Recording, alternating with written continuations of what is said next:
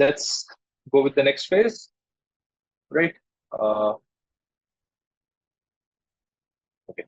So the next phase is having a patch management.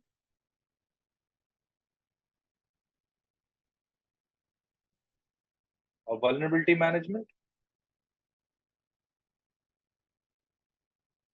process in place. So what is patch and vulnerability management? Patch is basically, softwares keep getting out of security, requirements, and once they get, there are some security vulnerabilities which are noticed in their libraries. They intimate all the endpoints that you need to patch up. So patches needs to be managed, because at times patches can bring down. So patches can bring downtime. How? You pushed a patch, you had a production environment, you push a patch, and the dependent software was dependent on multiple libraries, and that library has some configuration change, and your production system goes down. So that's why patches needs to be tested, verified, and then pushed into your production environment. Okay, there has to be a process.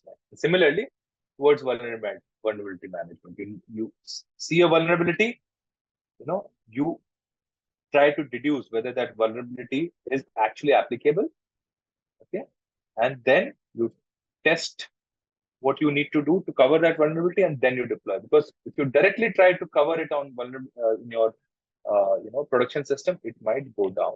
The system might go down just because some kind of vulnerability management would require some kind of hardware or software changes. And then that means the patch and vulnerability management depend on your configuration and change management process. Okay. That means if you do not have a very well-defined change management and a configuration management process, the security guy sees a vulnerability, he patches it. He sees a patch and he patches it, and that results into a downtime into your production environment. You cannot do that, right? So there has to be a method in the madness. If you want to patch your vulnerability, you have to see whether the vulnerability actually can realize. If it realizes, what will be the effect? You have to see what all systems will get affected by that vulnerability. Say something like Log4j. Log4j, when it came out, it was a serious vulnerability, and then you have to patch it immediately, because it's a very serious vulnerability in all your server machines, all your endpoints, right? So it had to be patched. So that was critical. Similarly, but on a day-to-day basis, you will see vulnerabilities are coming, but then you have to realize that whether that vulnerability can impose any harm and how quickly it needs to be remediated. Okay, so that can only be done by if you have a very well-defined configuration and change management process. So generally, patch and vulnerability management form part of your configuration management process, because ultimately patch and vulnerabilities are nothing but configuration issues. Now, configurations and change generally are same. Okay, they need to be managed. Okay, in change management, somebody will request for some kind of a change. Somebody will request a change. Somebody needs to approve it. Somebody needs to test it. Somebody needs to deploy it. And somebody needs to operate and maintain it. Okay, so that's the overall process. Okay, changes are bigger in nature. Something a systemic change. Configuration management is on a daily routine basis, right? Some small systemic changes, small changes. Configuration changes also should be, requested, approved, tested, deployed, and operated. Both the processes are generally the same. Configuration management is something we do on a daily basis. For change management, it's a bigger change. You might have to do a training also, okay, to see that your changes do not bring in unwanted downtime. Configuration management and change management processes are looking at which triad of CIA? Sorry, generally at A. Not that it do not affect C and I, but these processes are there in place to ensure that your system availability is exactly there. Okay, just because you put some changes, it should not happen that your system goes down. Okay, so that is the meaning of your configuration and change management processes. Okay, then what happens is finally your system will go down. Systems might go down. You might have to, implement certain recovery strategies. Okay. So what a recovery strategy is? Recovery strategy is when when your things, when you are doing your BCP, okay, and DR strategy, your main site might go down. You have to work from an alternate site. So you will have certain recovery strategies. What are those strategies? I will discuss it in the slide. Okay. And then finally comes is your disaster recovery process. Disaster recovery process is basically in case your organization, gets affected by a disaster, then what will you do? Say there's a big disaster. What will you do? The first thing is how do you respond? So do you have a response strategy and a plan? Okay. Suppose something drastic has happened, natural calamity or a very major ransomware attack has taken place. Do you have a response strategy and a plan in place? Okay. In case that disaster affects human beings, okay, then how will it affect the personnel? Do you know life is most important as far as security professionals are concerned? Is their life at threat? So who are the personnel? What kind of threat do they have? Are their personnel available to take in charge of the disaster recovery process? Okay. Then you need to have communications. How will you communicate during a disaster? It's very, very critical because during disaster, first thing that breaks down is your communication methodology. So you need to be very, very clear that, what will be the channels of communication? Do you need alternate communications? Then there needs to be an assessment. Okay, what is the damage? You need to have a damage assessment. Okay. What damage has taken place? So if the damage assessment is done, then you need to know whether you want to shift to your alternate site or you want to continue from your existing site, right? That assessment can only tell you whether you should shift to your alternate site or you should operate from existing site. The damage is not so high. Okay? Then once you have done all that, you then try to restore your systems. You restore your systems back to your original state. Okay, you want the systems to start working in your original state. Okay. After this comes your training and awareness. Your people should be trained on your disaster recovery process, your DR process. What will be your DR process? People should be trained. And then whenever such disasters happen, you need to have your lessons learned. Okay. What went right, what went wrong, and then you need to have that incorporated in your, in your overall disaster recovery process. Okay. Now, you made a DR process, but you will have to test your DR plan. You have to test your DR process. And the way you do it is by multiple exercises. You can have a tabletop exercise. Okay. You can also have your walkthroughs wherein you walk through, say you have a particular facility and you feel that you need to have a disaster recovery exercise. You take your DR team and you walk through and say that this is what will happen, this is what you need to do, this is what. So you need to walk them through the entire walk the talk kind of a thing. That's called walkthrough. Then you can also have simulation exercises where you simulate disasters and then let your teams work through your simulation exercise. Then you can also have parallel tests. Parallel test is your main site is working, okay, and your disaster site, you bring it up, okay, and you run both of them, okay, and see how well your disaster site works properly or not. Okay. Then you have something called full interruption test. In full interruption test, what you do is you take the main site down, okay, and let everyone work from the DR site to see how effective is your DR process. This happens in a lot of organizations when they, at the night time, the low activity period, they shift to the DR site. Okay. Right. Anup, can you just switch off your mic? Somebody's mic is on. Right. Okay. So whenever you do such DR exercises, you need to keep in mind who are your stakeholders.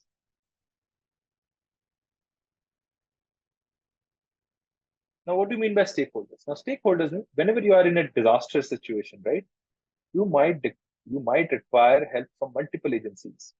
It might be fire agency, it might be your third parties, it might be your cloud service provider. You never know. Right? So it might be the regulators. So how do you maintain communication with them is also very, very important.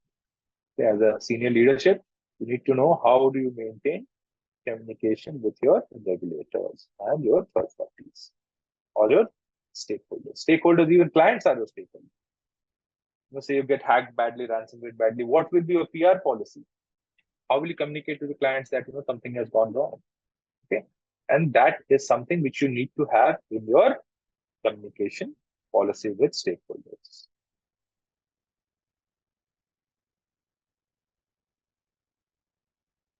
Okay, remember this. This is important. So then next will be to now once you have made your plans, then you have business continuity exercises. Then once you have done all this planning, then you need to do business continuity exercises. Because if you don't do exercises, you do not do drills, you do not practice, your BC will fail when the disaster strikes. That's why it is so important to have BC, planning and exercise management, right? That is very, very important. Okay. And the last part of today's thing is your how in operations is how to secure your human life. Okay.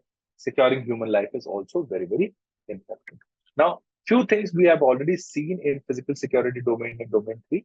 You need to have appropriate physical security controls. Okay. So what are the physical security controls? We generally have perimeter, fence, or a wall. Okay, you have intrusion detection system on perimeter intrusion detection systems. You have guards, you have gates, okay, you have bollards, and you have multiple things to prevent any kind of physical intrusions. Then you also have internal security controls. Okay, what do you mean by internal security controls? Once human life is inside your uh, facility, then you try to see that what are the safety checks. Okay, is there any threat to life? Okay, and you generally have your fire drill very, very seriously, right? In buildings which where fire, high-rise buildings are prone to, in case of fire, high-rise buildings have a very, very high chance of fatality, right? So do you have evacuation drills practiced? Okay. As facility security manager, these should be your concerns. Okay, you are looking at managing human life, and that's why it is very, very important. Also important is when your personnel they travel. You require a lot of travel. So during travel, the human life is also at certain kind of risk, and your information system is also certain kind of risk. So you need to ensure that there are adequate travel advisories and training. So you need to give them training that what you need to supposed to do on travel. You're not supposed to connect to public hotspots and other things. And that's why you need proper security training and awareness, which we have already covered, right, in domain 3. There's domain overlap. You need to have proper security training and awareness. You need to understand what is an insider threat. Okay. You need to understand what is social media manipulation. There are people who get manipulated on social media. And there is something called MFA fatigue. Can someone tell me what is an MFA fatigue? Anyone? Repeatedly asking for authorization to. So what happens is, these days we have authentication apps, right? So this is my organizational authentication app, right? So this is my Windows authenticator. What happens is when somebody hacks, if somebody is able to hack my username and password, now they will try to access it, and then they will send repeated message. Are you trying to log in? Are you trying to log in? At times, human beings are callous and they say, I think some automatic system is trying to log in, and we click it. And that's when, that what happens is you get fatigued of so many MFA pushes, you click it, okay. You say some system is trying to access, and you take it that, okay, somebody is, some authorized application is trying to take it. So that is called a MFA fatigue attack. Okay, become very common today. Right? So that's why you need to have very complex username and password. Okay, and then you need to train your people on MFA fatigue, that you might get MFA fatigue. Okay. Then also, there are times when human beings are, in some kind of emergency. Okay. So you need to have something called occupant emergency plan, OEP, occupant emergency plan. That means if there are occupants inside your building, how would you do an emergency management? If there is some emergency, what will be? So you need to have proper policies in place. Okay, you should have done your risk assessment. You should have proper policies, procedures, guidelines, training, and drills. Okay.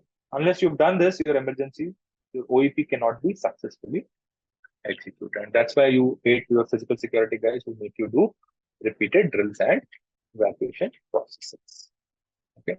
And that's called emergency management. And then finally is something called a duress system. Okay. At times, your security people are alone in your facilities, and they need some kind of a duress system wherein they can press a button and intimate others that they are in some kind of a problem. Such systems are called duress systems. Okay. The duress systems are implemented for employees who are working alone during night time or during in places which are threatened, banks. Okay, so duress systems are implemented there. Right, and final part of our system is the investigations. Now, at times, what will happen is in your organization, you will have certain things going on. There will be incidents. Okay? There may be crimes also which can happen. Okay? And you might have to carry out investigations. Now, investigations can be internal. Okay, that is wherein your organization is doing it themselves, or it can be external, which might be done by regulatory bodies, okay, or police. Okay. In both the cases, you will require some kind of an evidence collection. Okay, and whatever evidence you collect, it needs to be handled properly. It needs to be handled properly so that there is no tampering of evidence. Okay. Generally, how data evidence will be calculated, data will be taken, its hash will be there, hash will be mentioned, date and time of collection is there, and there's a proper procedure which are followed. And then once you've collected, then there will be proper reporting and documentation.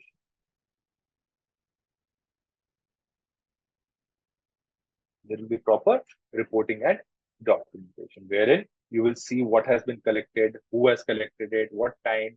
So all those things will be there. Okay. Generally, how do you carry out investigations? You carry out by either interviewing people, and you go through some documents. Okay.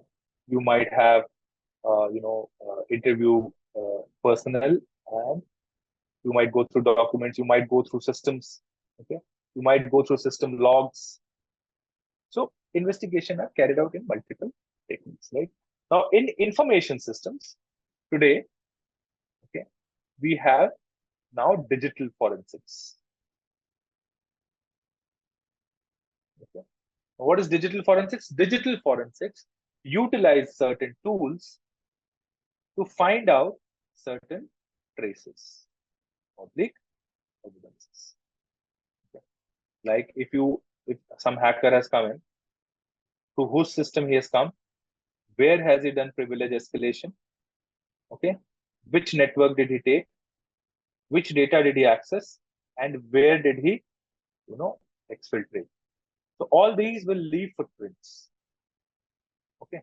These footprints are what these digital forensic tools will help you in recovering. Okay. So today, digital forensics itself has become a cybersecurity career, right? Wherein you can see what, who, how it has been done. Okay. Now, once you carry out investigations, you will have artifacts. What are artifacts? Artifacts are physical, something physical which you can produce. What are the artifacts? You can have data, you can have computers, you can have switches, you can have routers, you can have mobile data, you can have your servers. You will have artifacts which might be there part of the investigation, and you need to properly, okay, properly protect it, and then just save it for any kind of, in case there is some regulatory oversight. If there is some, it is involved in some crime, then you have to probably save it in a very, very proper manner. Okay. And related to this is what is called logging and monitoring. Now, to detect some problem in your information systems, you need to have proper logging and monitoring techniques. Okay. Now, logging is done by, there are many types of logs which are ingested into your SIEM systems. Okay. And then they can help you give you a visibility. Okay. I've already covered that, right? Most of the things I have generally covered. Okay. What SIEM covered, SOAR covered, continuous monitoring and cleaning. Okay. So now what happens is whenever you are in a network, right, you have to do continuous monitoring. Your network needs to be continuously monitored. If you're not continuously monitoring, then what will happen? There are certain signs or indications which will get missed. And then you have to tune your network, tune your networks, tune your firewalls, because otherwise there will be a lot of false positives. So you have to tune your network and firewall continuously. Okay. Next thing is called egress monitoring. Okay.